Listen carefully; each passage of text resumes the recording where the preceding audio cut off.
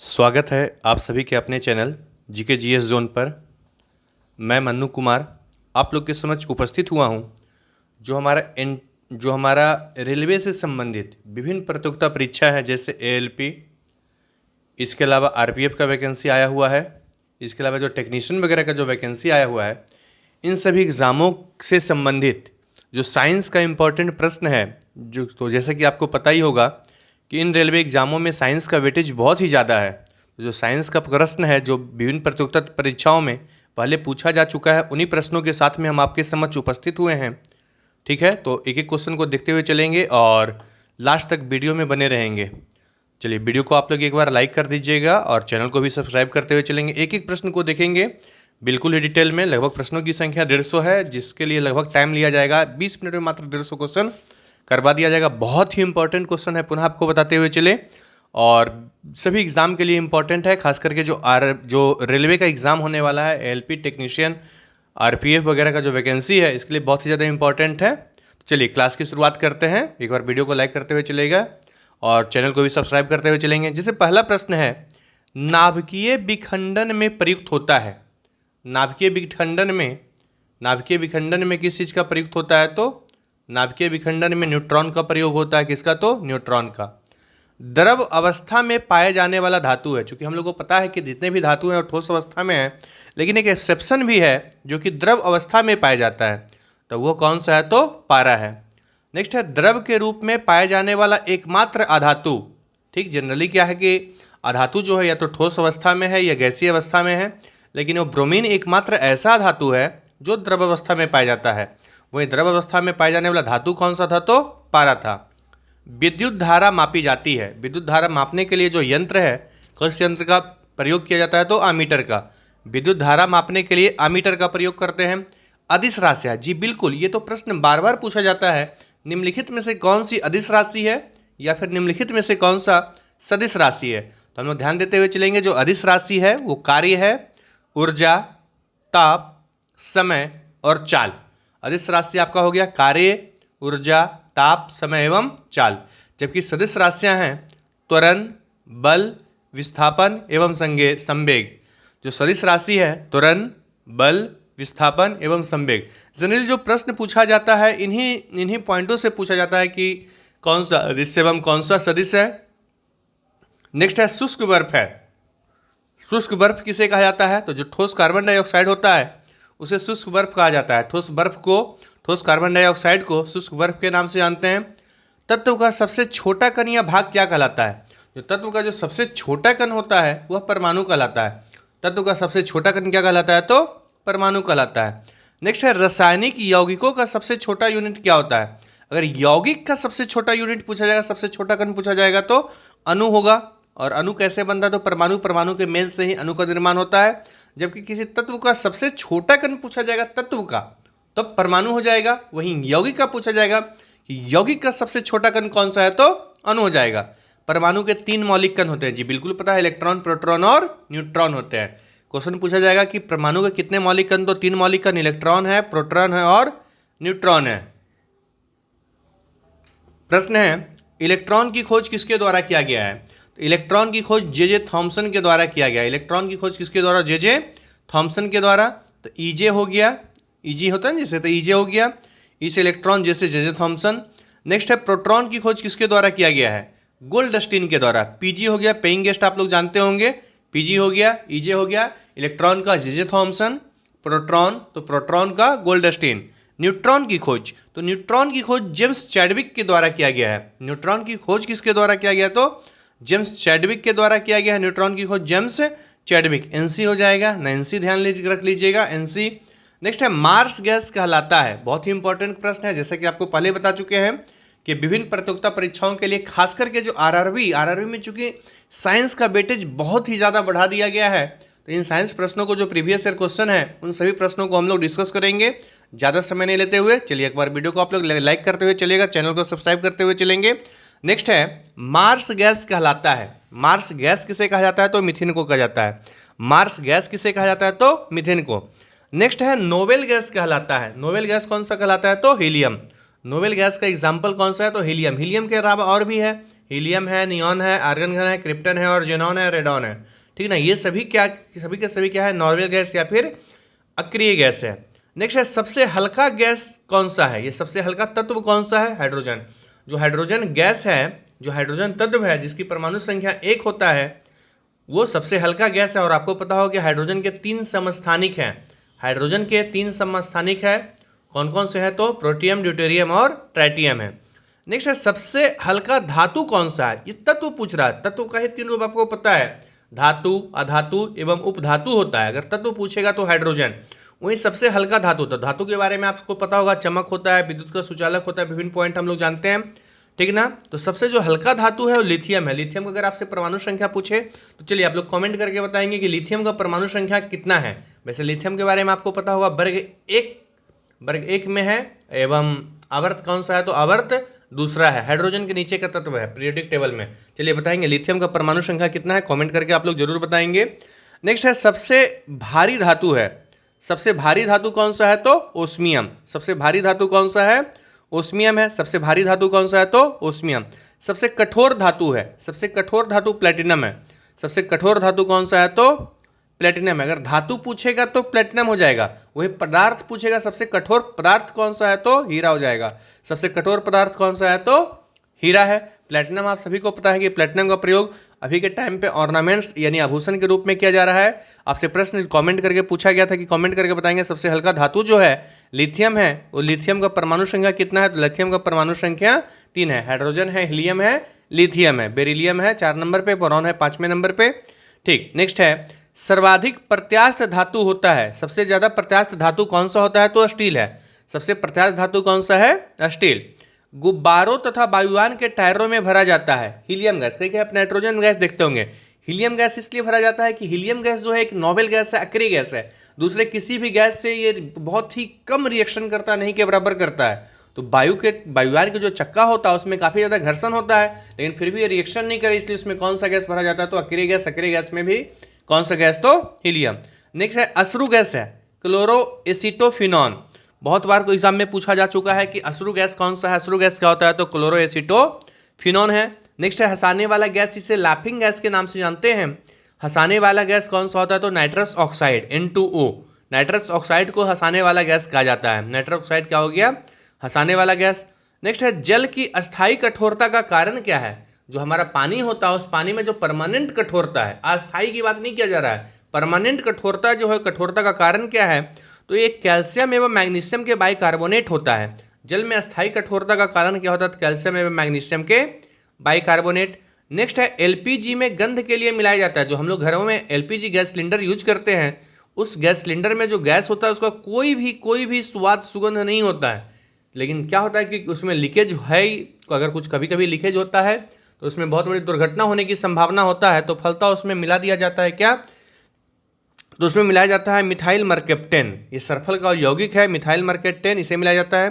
Next है 1 मोल बराबर होता है, 1 मोल बराबर होता है 6.023 गुने 10⁻23।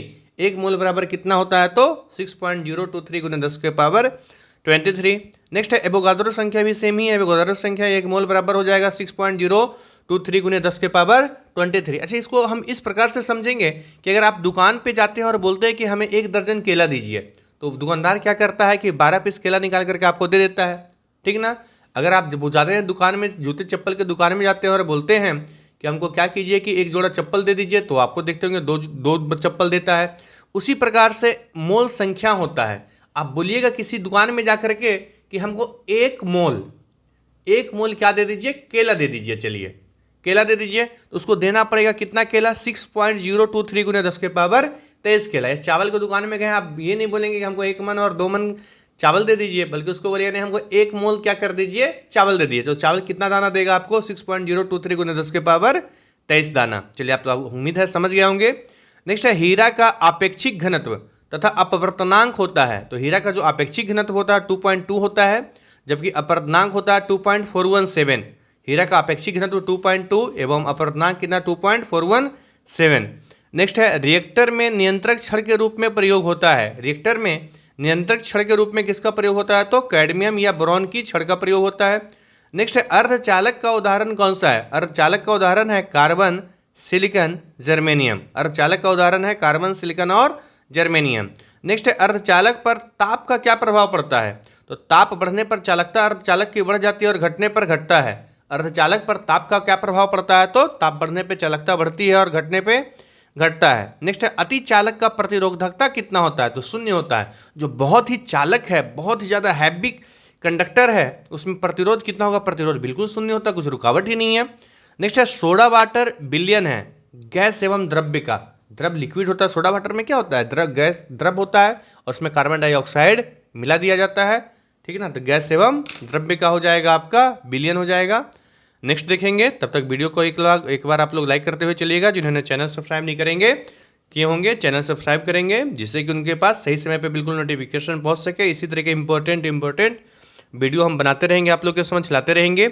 नेक्स्ट है इलेक्ट्रॉन होता है। इलेक्ट्रॉन आपको पता है, इलेक्ट्रॉन है तो लिखे हुए माथा पे है, माइनस करके लिख देते हैं, यानी ऋणावेशित कण है। इलेक्ट्रॉन क्या है? तो ऋणावेशित कण है। प्रोटॉन क्या है? धनावेशित कण है। और न्यूट्रॉन पे क्या होता है? कोई आवेश नहीं होता है, आवेशहीन होता है। तो प्रोटॉन धनावेशित हो गया, न्यूट्रॉन आवेशहीन, इसके ऊपर कोई भी आवेश नहीं होता है। नेक्स्ट है पॉजिट्रॉन की खोज किसने किया? बहुत ही इंपॉर्टेंट क्वेश्चन है, ना जाने कितनी बार एग्जाम में पूछा जा चुका है। पॉजिट्रॉन की खोज किसने किया है? तो एंडरसन ने। पॉजिट्रॉन की खोज किसने किया है? तो एंडरसन ने। इलेक्ट्रॉन त्यागने एवं ग्रहण करने की प्रवृत्ति कहलाती है। जो इलेक्ट्रॉन त्यागता है वो ऑक्सीकरण कहलाता है, जबकि ग्रहण करना अपकरण कहलाता है। इलेक्ट्रॉन त्यागने की प्रवृत्ति जो होता है ऑक्सीकरण कहलाता है और ग्रहण करने की प्रवृत्ति अपकरण कहलाता है। नेक्स्ट है प्रोटॉन का भार इलेक्ट्रॉन के भार का कितना गुना होता है? जो प्रोटॉन का भार है इलेक्ट्रॉन का भार का कितना गुना होता है? तो 1080 गुना होता है, 1040 गुना होता है। प्रोटॉन का भार इलेक्ट्रॉन के भार का कितना गुना होता है? तो 1040 गुना। इसका मतलब इलेक्ट्रॉन ज़्यादा भारी है या प्रोटॉन ज़्यादा भारी है? आप लोग कमेंट करके फिर से बताएंगे, इलेक्ट्रॉन ज़्यादा भारी है या फिर प्रोटॉन ज़्यादा भारी है। नेक्स्ट है वैद्युत अपघटन में ऑक्सीकरण होता है। वैद्युत जो अपघटन होता है उसमें ऑक्सीडेशन किस पे होता है? तो एनोड पे होता है। नेक्स्ट है परमाणु के नाभिक का खोज किसने किया? रदरफोर्ड ने। अभी हमने जस्ट देखा था इलेक्ट्रॉन की खोज किया है चैडविक ने, न्यूट्रॉन की खोज किया है, इलेक्ट्रॉन के बाद प्रोटॉन की खोज किया है गोल्डस्टीन ने, और जब नहीं इलेक्ट्रॉन की खोज किया था जे थॉमसन। इलेक्ट्रॉन की खोज कौन किया? J Thomson. इजे था ना, इजी था, पीजी था। उसके बाद प्रोटॉन की खोज किया गोल्डस्टीन और न्यूट्रॉन की खोज किया जेम्स चैडविक, ठीक है। और जबकि नाभिक का खोज किसने किया है? तो रदरफोर्ड ने। परमाणु के नाभिक में होता है, परमाणु के नाभिक में प्रोटॉन तथा न्यूट्रॉन होता है, जबकि इलेक्ट्रॉन बाहरी चक्कर में क्या करता है? तो बाहरी कक्षा में चक्कर लगाते रहता है। एक तत्व के परमाणु में प्रोटॉन या इलेक्ट्रॉन की संख्या क्या कहलाती है? परमाणु संख्या कहलाती है। जनरली प्रोटॉन की संख्या कहलाती है क्या? प्रोटॉन की संख्या परमाणु संख्या कहती है। इलेक्ट्रॉन की संख्या कमते बढ़ता रहता है। इलेक्ट्रॉन क्या होता है? इलेक्ट्रॉन साझेदारी करता है, दान देता है, एक इलेक्ट्रॉन लेता है, ठीक ना। तो इलेक्ट्रॉन की संख्या क्या है? वेरिएबल है, कम ज्यादा होते रहता है। लेकिन प्रोटॉन की संख्या हर हमेशा किसी भी तत्व का समान होता है, ठीक है। नेक्स्ट है ऐसे परमाणु जिनके परमाणु क्रमांक समान परंतु द्रव्यमान भिन्न भिन्न होते हैं क्या कहलाते हैं? तो समस्थानिक कहलाते हैं। वैसे परमाणु जिनके परमाणु क्रमांक परमाणु संख्या समान है और परमाणु द्रव्यमान क्या है? तो भिन्न भिन्न है, समस्थानिक कहलाता है। नेक्स्ट है जल में अस्थायी कठोरता का कारण क्या है? कैल्शियम एवं मैग्नीशियम के सल्फेट, अभी जस्ट हमने देखा था। जल का अस्थायी तथा अस्थायी कठोरता को दूर होती है। तो जल में हम जब सोडियम कार्बोनेट मिलाते हैं तो जल का जो अस्थायी और अस्थायी दोनों कठोरता, अस्थायी एवं अस्थायी दोनों कठोरता है, दोनों दूर होता है। जल का शुद्ध रूप क्या है? वर्षा का जल। जो वर्षा का जल होता है वो बिल्कुल शुद्ध रूप है, लेकिन फिर भी सुनते होंगे नहीं वर्षा के जल में नहीं नहाना चाहिए, बहुत ही ज़्यादा वो खराब होता है। तो क्या हमारे वायुमंडल में बहुत ज़्यादा धूलकण है, बहुत ज़्यादा गंदगी है, बहुत ज़्यादा पॉल्यूशन है, इस कारण से वर्षा का जल तो शुद्ध ही है, लेकिन बीच में मिल गया पॉल्यूशन, तो पॉल्यूशन को साथ में लेकर के आ गया। इसलिए कहा जाता है फर्स्ट बारिश में तो नहीं नहाना चाहिए, क्योंकि ऊपर में बहुत ज़्यादा धूलकण जमा हुआ है। तो नेक्स्ट है भारी जल D2O का अनुभार कितना होता है? 20 होता है। D2O का परमाणु भार कितना होता है? तो 20 होता है। भारी जल की खोज 1932 ईस्वी में यूरे तथा वाष्वर्ण का रासायनिक नाम क्या हो जाएगा? भारी जल का यूरे तथा वाष्वर्ण ने किया था, इसका रासायनिक नाम है ड्यूटेरियम ऑक्साइड D2O। नेक्स्ट है कृत्रिम वर्षा के लिए प्रयोग में लाया जाने वाला क्या है? तो सिल्वर आयोडाइड। कृत्रिम वर्षा के रूप में सिल्वर आयोडाइड का प्रयोग करते हैं। लोहा का सबसे शुद्ध रूप कौन सा है? पिटवा लोहा। पीट पीट करके एकदम शुद्ध कर दिया गया है लोहा को। लोहा का सबसे शुद्धतम रूप क्या है? तो पिटवा लोहा। लोहे की किस रूप में कार्बन की मात्रा न्यूनतम होती है? लोहे के किस रूप में कार्बन की मात्रा जो होती है एकदम न्यूनतम होती है? तो पिटवा लोहा में पीट पीट के कार्बन ही निकाल दिए हैं। नेक्स्ट है लोहे की मात्रा सर्वाधिक किस में होता है? पालक के पत्ती में। जो पालक हम लोग खाते हैं हरे साग सब्जी में से अगर पूछा जाए कि सबसे ज़्यादा लोहा किस में होता है, तो पालक का पत्ती में होता है, पालक में होता है। लोहे का जंग से बचने के लिए क्या चढ़ाया जाता है? जिंक की परत। इसलिए आप लोग सुनते होंगे गैल्वेनाइजिंग प्रक्रिया या जीसी सुनते होंगे आप, करकट वगैरह कुछ भी लेते होंगे तो सुनते होंगे क्या है कि वो जीसी है। लोहा भी आजकल जीसी आ गया है, जो सिल्वर कलर में, एल्युमिनियम कलर में जो दिखता है आपको, जीसी है, गैल्वेनाइज। जंग लगने की संभावना बहुत ही ज़्यादा कम होती है। नेक्स्ट है अम्लों का राजा किसे कहते हैं? H2SO4 को। सल्फ्यूरिक अम्ल को अम्लों का राजा कहते हैं, सल्फ्यूरिक अम्ल को अम्लों का राजा कहा जाता है। नेक्स्ट है ठोसों में ऊष्मा का संचलन होता है चालन विधि के द्वारा। एक साइड गर्म कीजिए, दूसरा साइड भी गर्म हो जाएगा, चालन विधि के द्वारा। कान पर ध्वनि का प्रभाव रहता है 1/10 सेकेंड। कान पर ध्वनि का प्रभाव कितने समय तक? तो 1/10 सेकेंड। प्रतिध्वनि सुनने के लिए श्रोता एवं परावर्तक सतह के बीच न्यूनतम दूरी 17 मीटर की होनी चाहिए।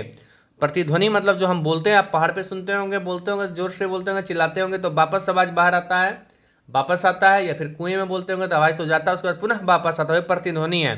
तो दो ऑब्जेक्ट के बीच, दो वस्तुओं के बीच में कितना दूरी होना चाहिए पुनः ध्वनि सुनने के लिए, प्रतिध्वनि सुनने के लिए? तो 17 मीटर होना चाहिए।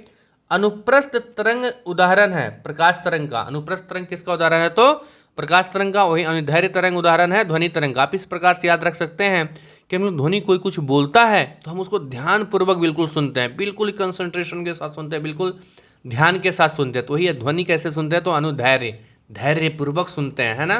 तो ध्वनि हो गया अनुदैर्घ्य, तो प्रकाश हो जाएगा अनुप्रस्थ।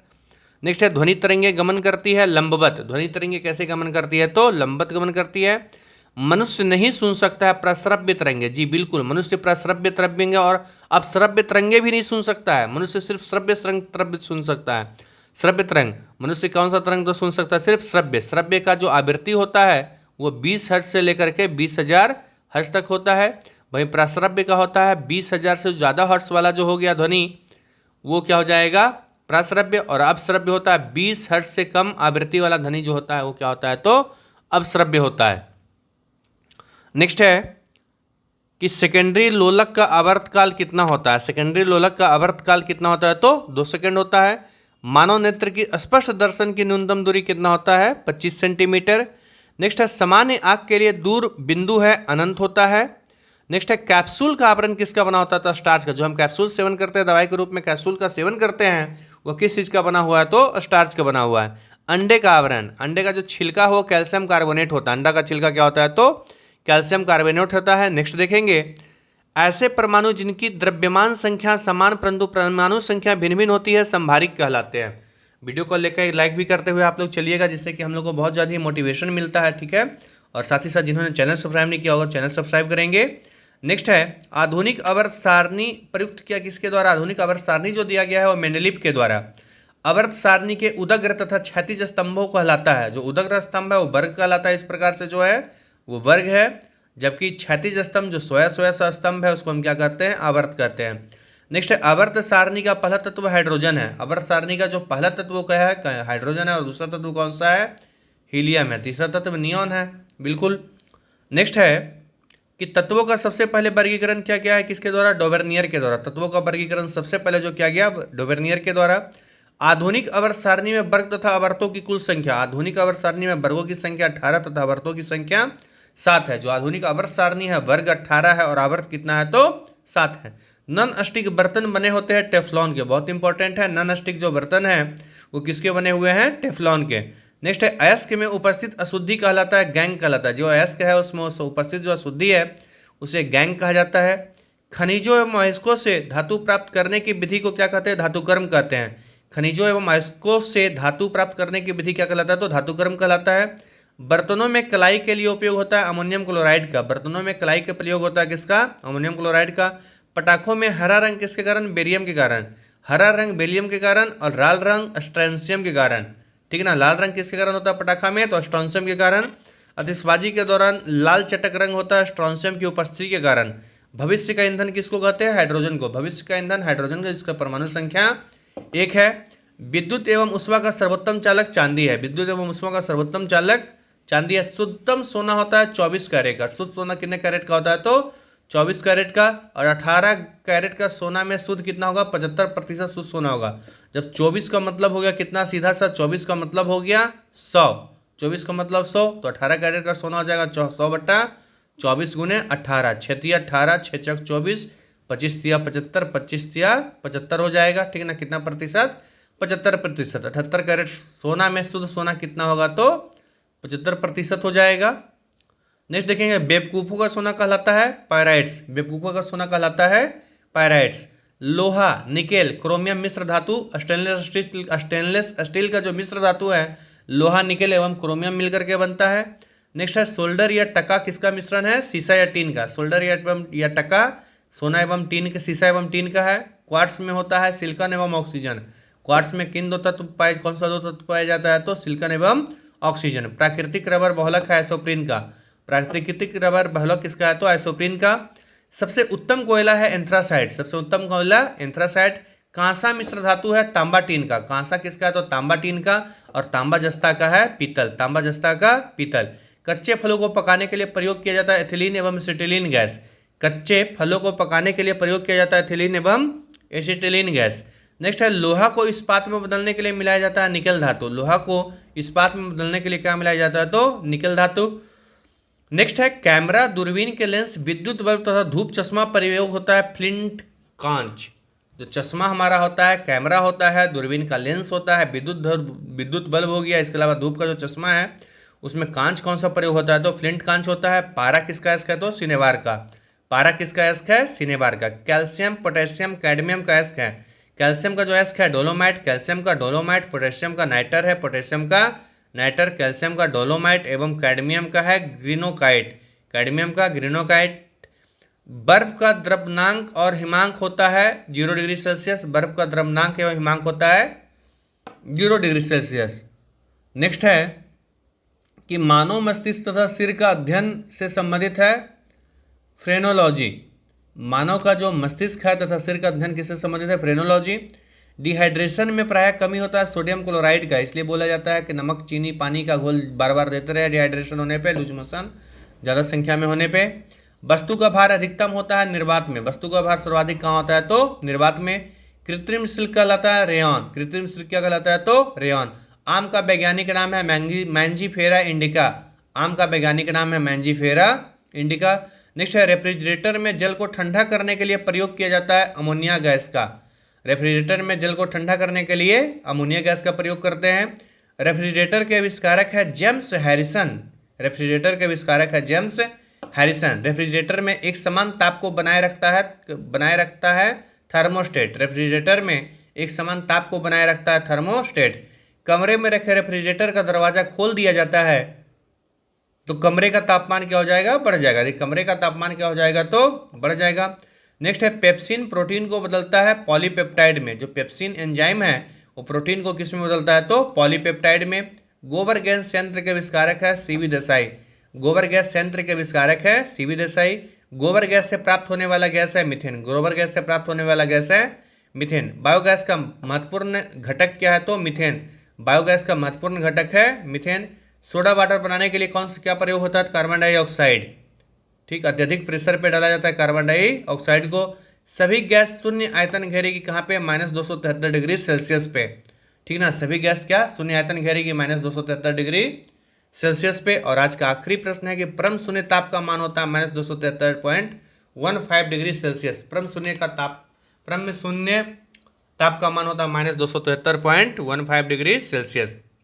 इस प्रकार से आज के हमने जो इम्पोर्टेंट प्रश्न थे, 150 प्रश्न थे, उन सभी प्रश्नों को कर लिया है। जी बिल्कुल, जैसा कि हम बोले थे 15 मिनट लगेगा, लेकिन थोड़ा टाइम ज़्यादा लग गया, कोई नहीं, 25 मिनट लग गया है।